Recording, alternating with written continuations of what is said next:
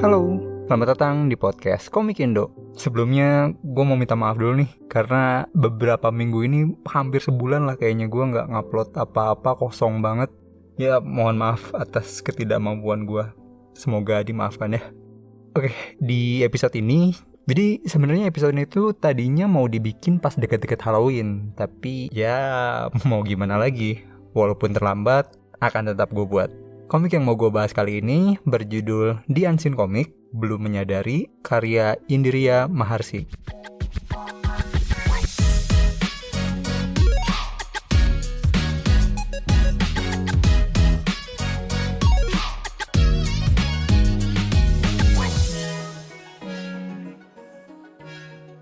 The Unseen Comic Belum Menyadari ini pertama kali terbit di bulan Oktober 2024 di bawah naungan penerbit Rex Media Komputindo. Mungkin beberapa orang ada yang mengkategorikan komik ini sebagai komik horor. Tapi setahu gue, dari beberapa wawancara yang ada di YouTube, autornya sendiri prefer mengkategorikan komik ini sebagai komik spiritual gitu. Sebenarnya memang kalau udah baca komiknya, lu akan ngerti kenapa ini menjadi komik spiritual. Tapi biasanya kalau dengar spiritual kadang berasanya jadi religi banget gitu ya. Makanya mungkin biar lebih netral lah ya, ada satu lagi kategori yang gua rasa cocok menjadi genre komik ini, yaitu misteri. Untuk ratingnya sendiri, komik ini diperuntukkan bagi pembaca berumur 15 tahun ke atas. Oh ya, sebelum gue bahas komiknya, gue mau cerita sedikit tentang pengalaman gue menemukan komik ini. Jadi kan kayaknya udah hampir setahun belakangan inilah, gue jarang banget pergi ke toko buku gitu. Ya soalnya info-info terbit kan udah ada di sosmed, buat mesen juga bisa online. Malah kadang dapet diskon kalau beli online kan ya. Tapi buat komik ini, karena tadinya niat mau mereview secepatnya, jadi gue ke toko buku buat nyari. Nah cuma pas di toko buku itu gue kesulitan buat nyari buku ini. Soalnya gue nyari di meja terbitan komik baru, nggak ada. Gue nyari di new arrival novel, fiksi atau semacamnya, nggak nemu juga. Akhirnya gue nyari di bagian rak-rak komik yang bukan new arrival. Masih juga nggak nemu. Terus abis muter-muter dan akhirnya nanya ke petugas ya, gue nemu juga nih komik ini. Tapi coba tebak, gue nemu komik ini di mana? Gue nemu komik ini di rak buku anak. Dan itu pun di rak deretan bawah. Maksud gue, ini buku kan udah jelas 15 plus di cover belakangnya gitu. Terus gue jadi penasaran kan ya, apakah ini terjadi di toko buku lain juga? Jadi gue coba nanya teman gue yang di kota tetangga, Malang gitu. Katanya sama, dia juga nemuin di section buku anak. Katanya emang beberapa komik lokal suka ada di situ gitu. Entah ini emang gua yang kurang update atau gimana, tapi gua tuh kalau di Bandung, rak buku komik lokal tuh jelas gitu, ada satu sectionnya sendiri dari macam-macam penerbit juga. Jadi gampang nyarinya. Ya walaupun rada di pojok, tapi ya udahlah. Cuma gue jadinya makin ngerti sih keluhan komikus-komikus beberapa tahun lalu yang bilang display komik lokal suka tersisihkan gitu. Ya ini gue nyari komik yang baru keluar dan spesifik gitu susah nemunya. Apalagi orang yang cuma jalan-jalan window shopping gitu, kayak skenario macam apa yang terjadi saat orang mondar-mandir di rak buku anak, tapi yang diambil komik misteri gitu. Atau kalau lu punya pengalaman atau pendapat yang beda tentang nyari buku lokal di toko buku gitu, boleh dong dibisikin ke gue kayak gimana? Rada penasaran juga sih gue, di kota-kota lain tuh kayak gimana. Sorry, kepanjangan. Kita langsung aja ke komiknya. Bentar, kayaknya gue harus disclaimer lagi sih. Sepertinya cara review gue yang biasa mungkin gak terlalu cocok untuk komik ini. Karena komik ini unique in many ways lah. Buat penjelasannya gue akan mulai dari ceritanya dulu, biar dapet ini konteksnya kayak gimana. Jadi sebenarnya ini tuh bisa gue kategorikan sebagai komik kompilasi ya. Ya intinya ada beberapa kisah di dalam komik ini yang disatukan menjadi satu komik. Mungkin kalau lu udah dengerin episode-episode podcast gue yang lama, lu bakalan ngeh kalau gue tuh soalnya kan biasanya lompatnya jauh banget tuh antara satu cerita dengan cerita yang lain, walaupun temanya sama gitu. Nah untungnya komik ini tuh lebih ke tipikal yang omnibus. Jadi emang ceritanya beda-beda, tapi ada satu benang merah. Benang merahnya adalah si penceritanya. Jadi komik ini mostly, walaupun gak semua, tapi kebanyakan pakai sudut pandang orang pertama. Jadi komik ini tuh menceritakan gimana Pak Indriya Maharshi ini bertemu dengan tanda kutip beberapa makhluk halus, dan beberapa makhluk ini menceritakan sesuatu pada Pak Indi gitu. Nah, komik ini menceritakan kembali apa yang dialami sama beliau gitu. Nggak tahu ya, ini setara atau enggak, tapi mungkin bisa dikategorikan sebagai karya rekon juga. Karya yang menceritakan kembali sebuah pengalaman gitu. Ceritanya ada banyak, ada sekitar 7-8 cerita, tapi mostly menceritakan pengalaman autornya bertemu makhluk-makhluk itu gitu. Oke, lanjut ke karakter. Ya, salah satu tantangan terberat bahas komik kompilasi adalah bahas karakternya. Karena biasanya screen time-nya pendek, masih belum tahu banyak tentang karakternya, dan belum sempat dapet development, udahan gitu ceritanya. Untuk karakter di komik ini, at some point kayak gitu, tapi nggak gitu juga. Gimana ya gue jelasinnya? Jadi gini, di komik ini kan ceritanya pengalaman autornya. Jadi beberapa chapter ada yang fokusnya adalah manusia atau makhluk tertentu gitu. Nah, untuk karakter-karakter itunya memang screen time-nya pendek. Dan as usual, sulit untuk dapat development. Nah, tapi kan komik ini dipaparkan dengan sudut pandang orang pertama. Jadi di tiap akhir chapter, si orang pertama ini, aka autornya, mendapat insight baru dari pengalaman dia gitu. Dan gua rasa itu jadi karakter development juga sih. Karena dia juga ngasih pemikirannya dari pengalaman yang dia alamin gitu. Terus terakhir universe. Untuk universe-nya sih basically dunia yang kita tinggali ini ya. Cuma dengan beberapa hal yang jelas tidak bisa gue lihat dengan mata gue. Dan ada tentang universe lain juga gitu. Jadi kalau lu misal tidak mempercayai adanya dimensi lain, ya anggaplah universe-nya itu ekspansi dari dunia yang kita tahu ini gitu. Jadi, menurut penilaian gue, komik ini tuh komik yang secara pribadi gue suka. Tapi mungkin tidak untuk semua kalangan. Sebenarnya gue pengen banget mengkategorikan komik ini untuk audiens yang lebih luas lagi. Tapi setelah gue timbang-timbang, saking banyak hal uniknya di komik ini, mungkin tidak semua pembaca akan familiar dengan tipe yang kayak gini gitu.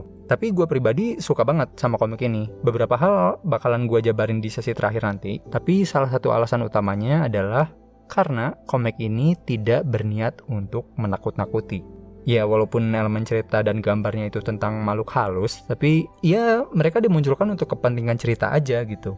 Gue gak tahu lu pernah merasakan hal yang sama atau enggak, tapi gue tuh pernah ada di titik yang lelah dengan cerita yang trying too hard untuk membuat takut audiensnya gitu. Iya, gue tahu salah satu excitement di cerita mistis emang di situ. Tapi buat gue, kalau emang cerita dan penyampaiannya bagus, ya harusnya bagus aja gitu. Nggak usah pakai segala nambahin bumbu cringe kayak ini adalah kejadian yang benar-benar nyata atau hati-hati, ini bisa terjadi juga padamu. Menurut gue, itu mah shortcut aja biar audiensnya gampang ngerasa relate atau ketakutan. Nah, di komik ini, selain memang nggak ada hal itunya, komikusnya juga nggambarin makhluknya nggak yang sengaja dibuat serem atau intimidatif banget gitu. Ada yang bentuknya mungkin tanda kutip tidak rupawan gitu ya, tapi ya udah gitu. Dan yang gue senang lagi, tiap cerita itu si sudut pandang orang pertamanya selalu berusaha narik hikmah dan lagi-lagi dikembalikan kepada Tuhan yang Maha Esa. Nah, makanya begitu beres baca, gue paham kenapa komikusnya nyebut ini komik spiritual. Cuma emang kayak yang tadi gue bilang, ini komik keunikannya banyak banget. Mulai dari ukuran deh. Ukuran komik ini tuh bentuknya 1:1, kotak gitu. Ya bisa dibilang bentuknya nggak kayak komik Jepang atau Amerika kebanyakan lah. Terus komik ini juga format halamannya itu 1 halaman 1 panel. Gue sejujurnya baru kali ini nemuin komik yang pakai format kayak gini. Yang paling mendekati mungkin komik silat jadul yang pernah gue baca dulu. Tapi itu pun 2 panel per halaman. Kalau ini bener-bener 1 gitu. Yang mana menurut gue sih sah-sah aja ya. Soalnya kan komik itu seni sekuensial. Jadi as long as masih berurutan, gue sih fine-fine aja. Terus juga balon kata di komik ini tuh minim. Bahkan narasinya pun jarang di dalam kotak gitu. Jadi ya udah narasinya ditulisin beriringan dengan gambarnya aja. Kalau lu udah lihat konten-kontennya Pak Indi di Instagram atau YouTube, lu mesti paham deh maksud gue kayak gimana. Gue sih saran kalau lu tidak ngeh dengan maksud gue, untuk ngecek dulu sosmednya beliau. Kalau misalnya lu oke dengan format yang seperti itu dan suka sama konten-kontennya, mending gas sih lu beli komik ini.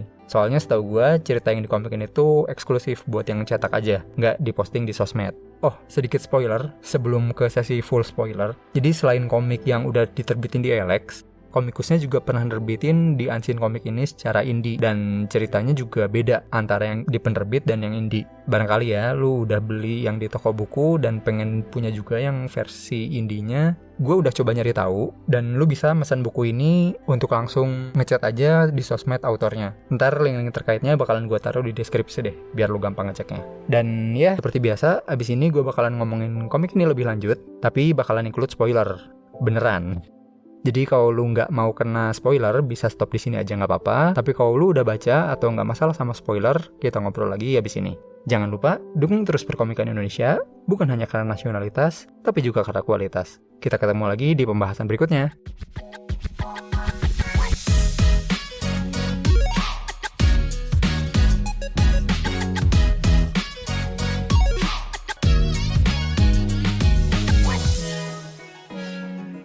Oke, side notes. Ya, mungkin buat lu yang suka banget horor ya, dan udah nyoba berbagai genre horor gitu, apalagi lokal, gua rasa at some point lu bakalan bersinggungan dengan kontennya Pak Indi gitu.